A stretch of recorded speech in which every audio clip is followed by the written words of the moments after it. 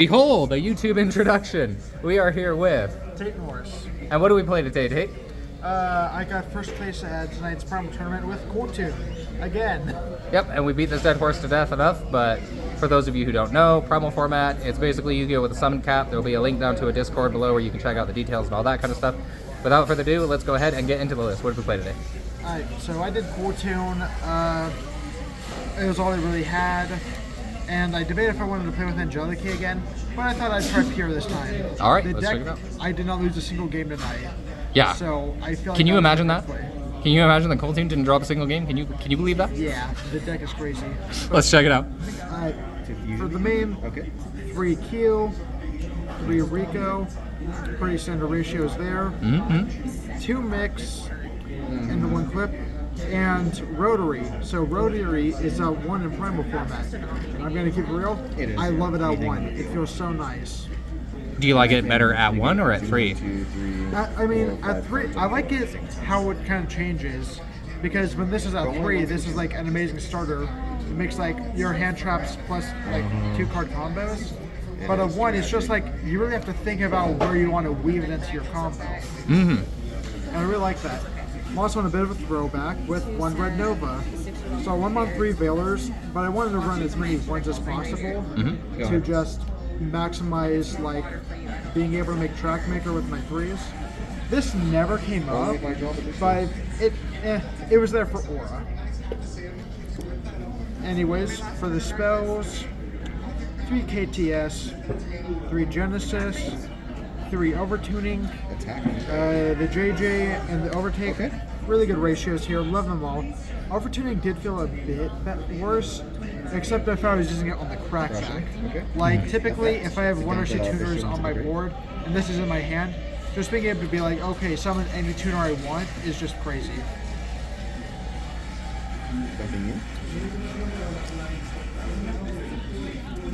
And of course, we are on 3 Fallen the Virtuous.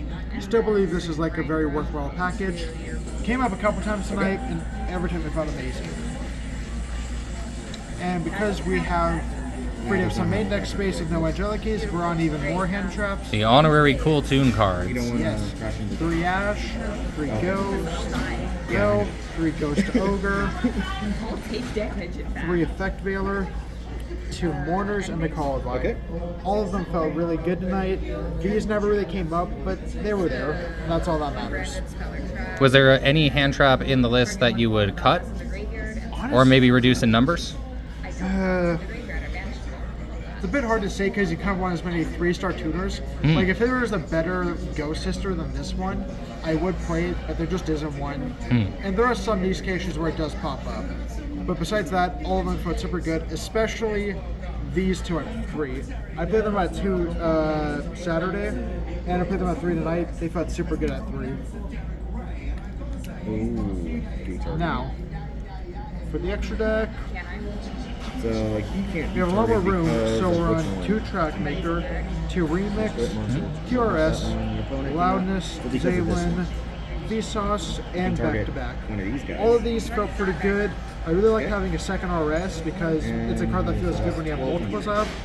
This card never really came up, but is a theoretical 8-star you can go into. It's especially good if you're playing the Psy-frames. I'm not on them, but this is theoretically really good in the version where you do play that. But everything in here felt really good, especially Zaylin. This card's crazy. It's got to go. It has to be the one to go. Now, what would happen? What would the deck look like if Zaylin weren't an option? It would lose the Omni, plus you'd have to like think a lot more about where you want to go into with your Track Maker. So typically, if you end on a Track Maker and a set KTS, you would just get a 3 and immediately go into Zaylin, which is either a top deck rip or a spell trap pop. Plus a non-targeting bounce.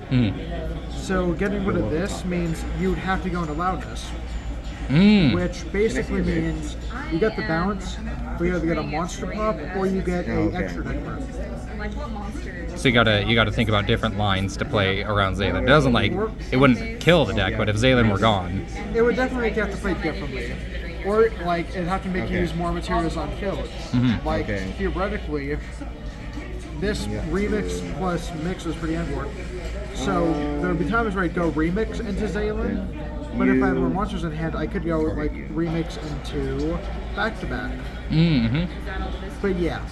It's all the bitches out. Now we have a couple of interesting cards. We have one Silvera and one Deep Sea Prima Donna. This is for this one is because I run Contact Seed, and it is a card I can make. You will re-attack. And this is for if people are running what's the one? No, this one's for Retaliating Seed. Right. This one's for Contact Seed. Right. So this is not the Contact Seed. This is for getting rid of my own Retaliating Seed. Plus, the book effect is pretty nice. And then, of course, we have the very good Fallen the Virtuous package. Always and forever. Got to play this on the side. The game's never lasted long enough where I had to go through multiple of these. But I really like the Fallen the Virtuous package. I think it's incredible, especially with all the rollback decks. True. Now, for the side, I think it's really the exact same thing I did on Saturday. 3 of the good Charmies. Rancia because I don't like Malice. Retaliating Sea because why not? And Cosmic Cyclones. Just some more targeted rollout here. Or decks like need field spells or weak to spell trap destruction. Isn't the Cosmic Cyclone also really good against the Light and Darkness deck to get rid of the Mind Shuffle? Especially good with rollout. Yeah, okay, yeah. It's really good there. It can come up against Sacred Beasts because they require multiple of the spell traps, and they set themselves from grave or deck or hand, I believe. They can't cycle from banished, so this is theoretically cracked against that deck. Right, and then the Retaliating Sea too does it serves a special role. It's almost like the Droll and Lockbird of Primal format, because if there's a summon limit on the number of summons you can perform, de facto fusions and rituals become the most efficient form of summoning, and that's a card that like answers both of those kinds of decks. So that's pretty heads up tech right there. But not many people run this, and I feel like there are some better things thrown in the deck. Like typically lots of Charmies get run. I've been seeing lots of Lava Golems. Specific targeted back row removal for the Ritual Blind Darkness decks. Angelique now to it, I guess. But so I've not been seeing this pop up too much, but I definitely think it could pop up a bit. Gotcha. Now let's talk about your matchups a little bit. Was there a deck that you were preparing for, or a deck that you were scared to play against today? Cooltoon is like what I was mainly prepared for. I played a lot of Cooltoon mirrors, and I'm pretty comfortable with it. Didn't play any tonight. Trying to remember matchups. I for sure know Hecka Hands I went against. That was my round 2. I took that one 2-0. Felt really good in that. I went second both games, still took it. Even when the Xeno, that's the extra deck rip, hit my back-to-back both times, I still managed to walk with it. Wow. Round 1 was against Patron Elf Notes. Game 1, I just made a super good board and they couldn't break it. Game 2, they ended on, it was one of the 7 stars plus the Power Patron. I had Ogre and Hound, they went Patron Diffuse. I went Ogre and they're like, oh, that kills me. Round 3, X-Saber. It really just brought down to, they kept on making the Churia Beast, and I just kept on drawing the right starter to get me out of there. Right, because you have too many monster responses to Beast for it to be effective. Like the first game against them, I thought I was genuinely going to lose. Yeah. Because I was just top making for anything, and my last turn I got a mix. Well, and you could even, you could even just chain an Ogre to the activation of the Beast to get rid of it. No, I was only drawing Ghost, Spells, and Warners. And you still got it. Yeah. Would you say that like Cooltoon is like the best deck in the format, or do you think there's another deck that could compete with it? I think it is the best deck, if not one of them. The only thing I'm not entirely sure is the Ritual Blind Darkness deck. I feel like that could be another contender for top deck. But I think it really comes down to what variant of the Ritual Blind Darkness deck you're playing. Like, I lost to it Saturday while I was on Cooltoon. They were playing with the branded stuff, and that felt really powerful. Right, the White Albaz package. Okay. Yeah, like that felt really good. So I'd say it's between those two. Maybe Tier if it has the right pilot. There might be some other decks if they have the right pilot, but I'd say for just like kind of like a baseline, Cooltoon I think is probably the best, if not Roll Red. I'm gonna say it's probably Cool Tune because this is like the deck that's been around more. This is the deck that people know what to do with. I can't, no. But as time develops, it could very well switch to Roll Red. It's either of them.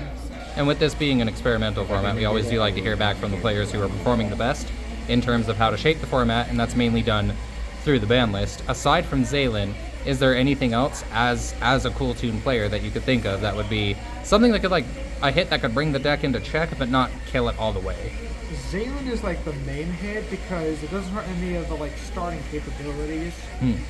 I guess theoretically, if you wanted a kind of consistency hit that's a bit generic,